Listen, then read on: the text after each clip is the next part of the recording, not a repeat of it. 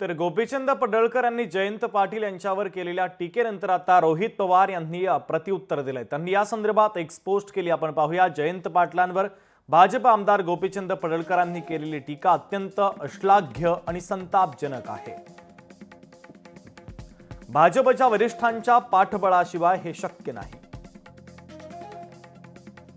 कोणाच्या घरापर्यंत जाण्याचा अधिकार यांना कुणी दिला, असा सवाल रोहित पवारांनी उपस्थित केलाय।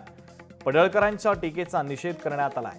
आमदाराच्या वक्तव्याचा भाजपकडून निषेध केला जातो का हे आता पाहावं लागेल, असं रोहित पवार आपल्या एक्स पोस्टमध्ये म्हणतात। निषेध नाही केला तर त्यांना भाजपचीच फूस असल्याचा आमच्या म्हणण्यावर शिक्कामोर्तब।